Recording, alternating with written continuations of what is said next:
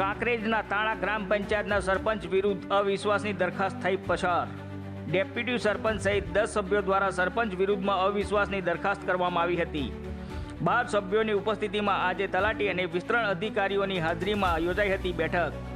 સરપંચ દશરથ ઠક્કર દ્વારા સભ્યોને વિશ્વાસમાં લીધા વિના નિર્ણય લેતા હોવાનો આરોપ, ગ્રાન્ટનો ઉપયોગ ન થતો હોવાનો પણ સભ્યોએ લગાવ્યો હતો આરોપ।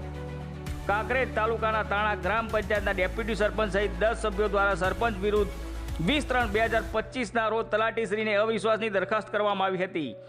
તેના અનુસંધાનને લઈ આજે તારીખ 4/4/2025ના રોજ તાણા ગ્રામ પંચાયત ખાતે તાલુકા વિસ્તરણ અધિકારી પંચાયત શાખા અને તલાટીની હાજરીમાં સરપંચ, ડેપ્યુટી સરપંચ અને સભ્યોએ અવિશ્વાસની દરખાસ્ત આજની ખાસ સભામાં હાજર રહ્યા હતા।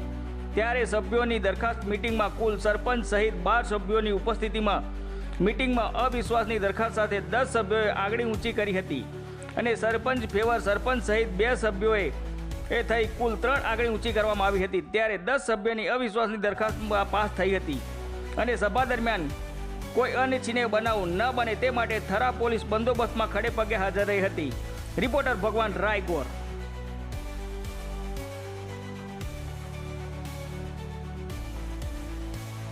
તાણા સરપંચ દશરથભાઈ ઠક્કર આજ રોજ તારીખ 4/4/2025ના રોજ અવિશ્વાસની દરખાસ્તની મિટિંગ આજ રોજ ચાલુ હતી। એમાં મને મારી સાથે 3 જણ, મારા વત્તા 2 બીજા મારી સાથે રહ્યા, 10 મારા સભ્યો મારા વિરુદ્ધ જવાથી અવિશ્વાસની દરખાસ્ત પાસ થઈ છે। મેં તાણા ગ્રામ પંચાયતમાં 24/1/2022ના રોજ ચાર્જ સંભાળેલ।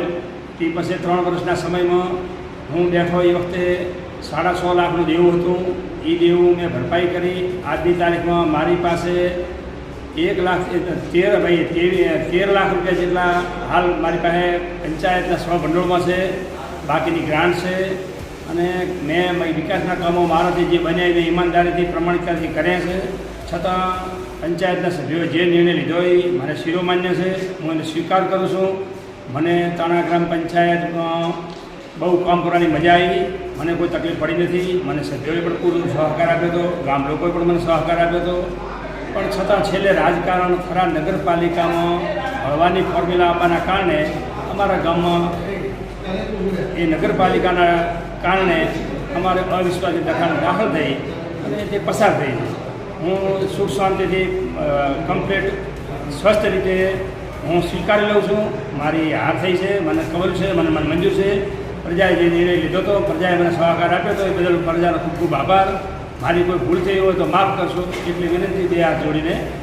આ ગ્રામ પંચાયતના ડેપ્યુટી સરપંચ શ્રી અફુજી જવાનજી, હું દશરથભાઈ વિરુદ્ધ અવિશ્વાસની દરખાસ્ત દાખલ કરેલ। એમાં અમે 10 સભ્યોએ 10 મત મેળવીને 3 મત એમને મળ્યા, 10 મત મને મળ્યા અને અમારું અવિશ્વાસની દરખાસ્ત પાસ થઈ ગઈ। એ મુજબ મને ખૂબ આભાર।